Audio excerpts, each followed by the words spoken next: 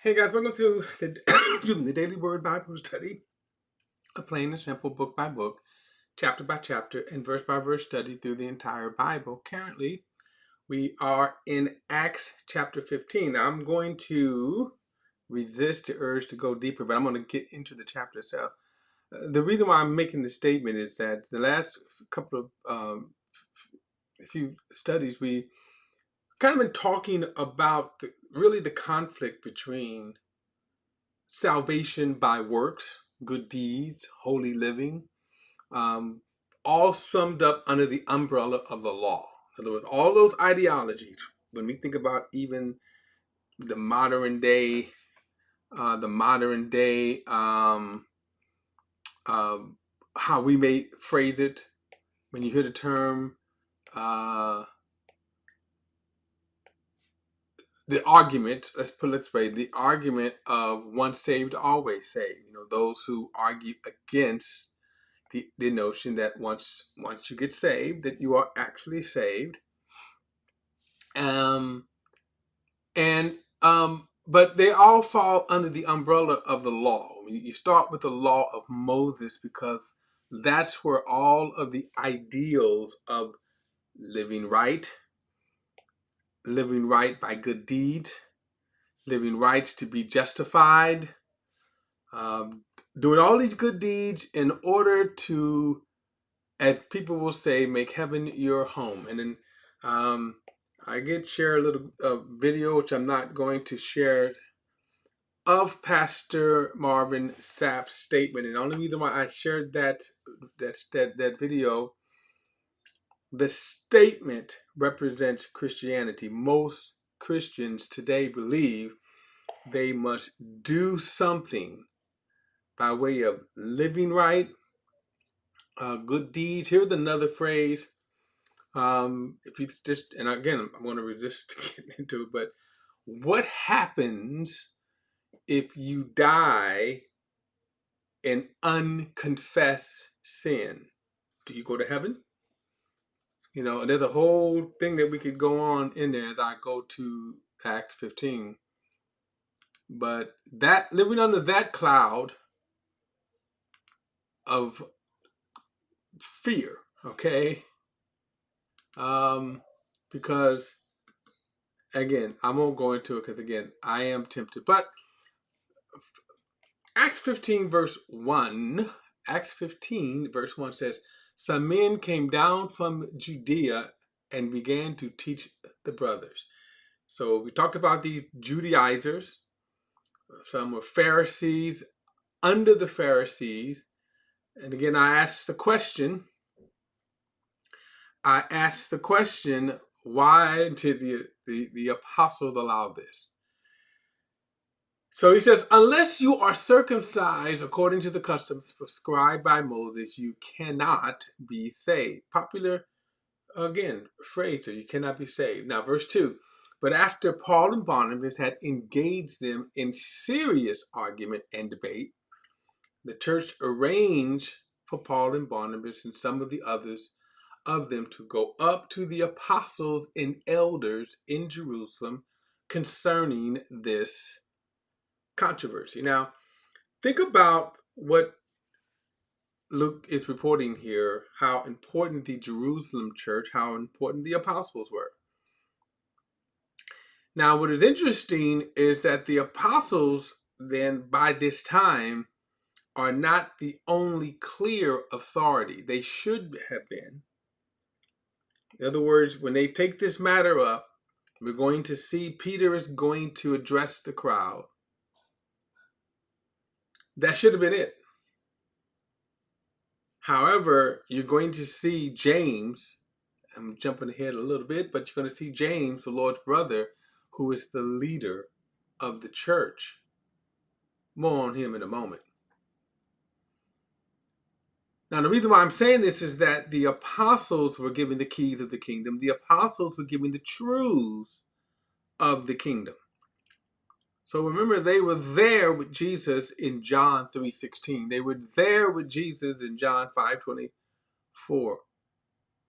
Just to name a few. They were there when Jesus spoke those words. They should have been the voice of truth. Verse 3, when they had been sent on their way by the church, by the way, that means financially the church sent them on their way.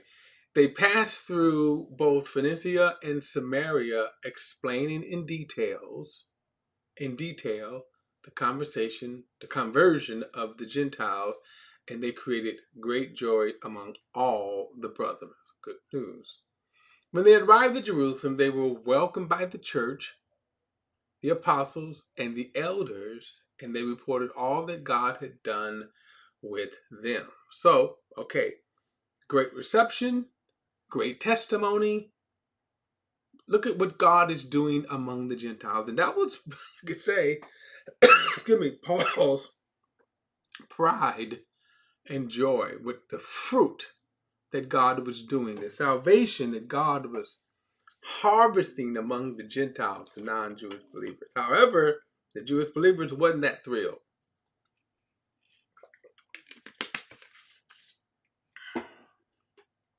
Look at verse 5. But some of the believers from the party of the Pharisees stood up and said, it is necessary to circumcise them and to command them to keep the law of Moses. Now again, I'm asking, why did this persist? Who were these guys? Why did the Pharisees of all groups have a voice? And it kind of shows, why did James, the Lord brother? Now,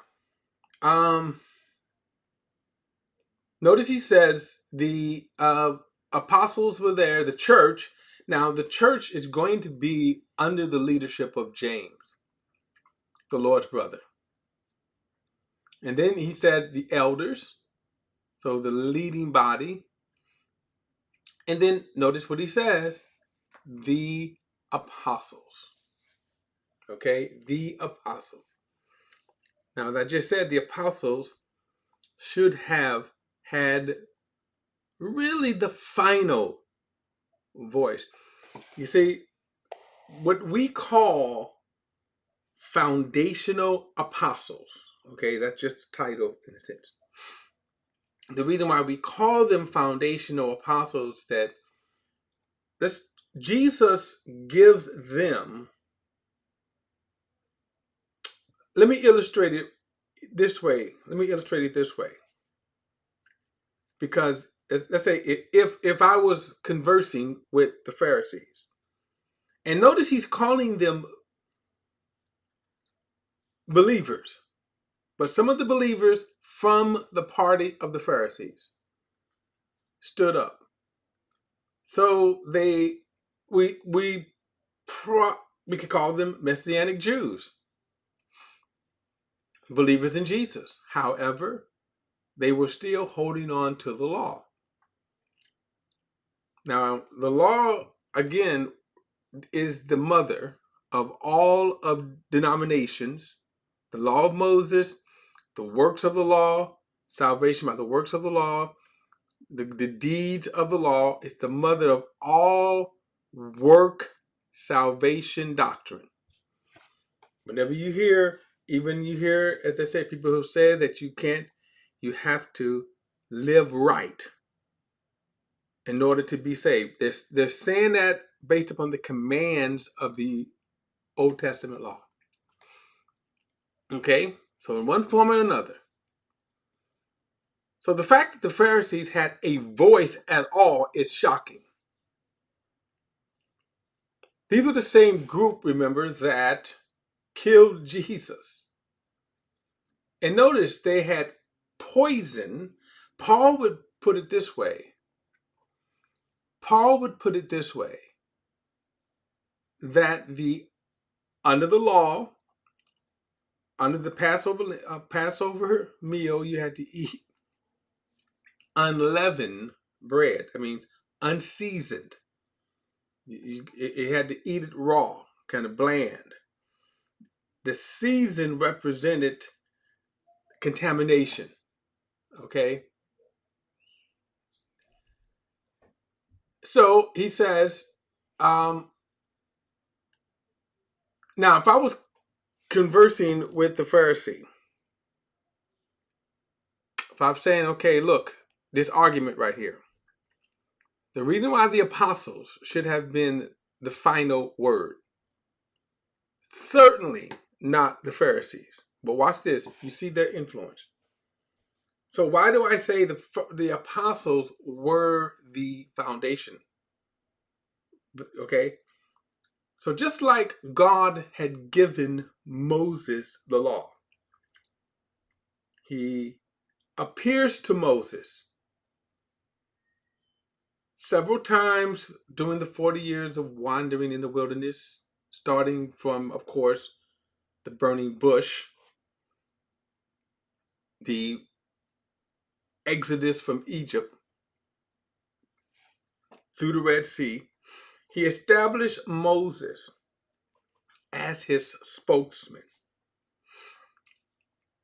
God says in Numbers chapter 12, when Miriam and Aaron said, why do we have to listen to Moses? Is God only speaking through Moses? It was a good question, but ooh, right? You asked, so God decided, he goes, no, Moses, I got this. I'll answer this.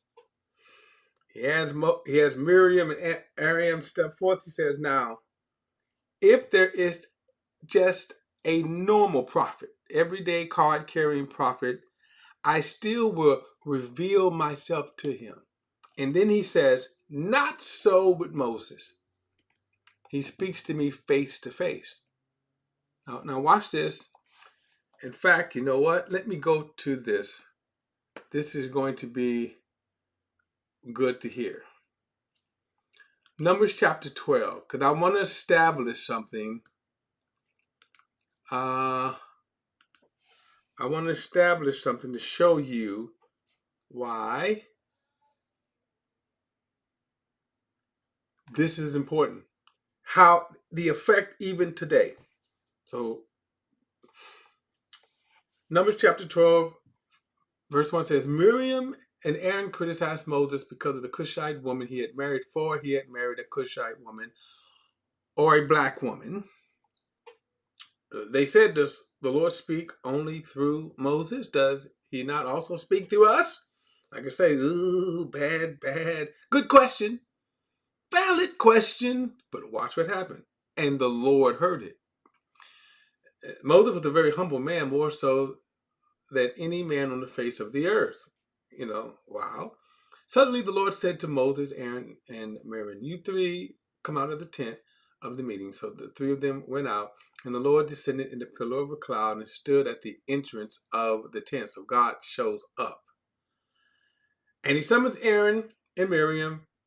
When the two of them came forward, he said, listen to what I said. If there is a prophet among you from the Lord, I make myself known to him in a vision. I speak with him in a dream. Not so with my servant Moses. He is faithful in all my household. I speak with him directly, openly, not in riddles.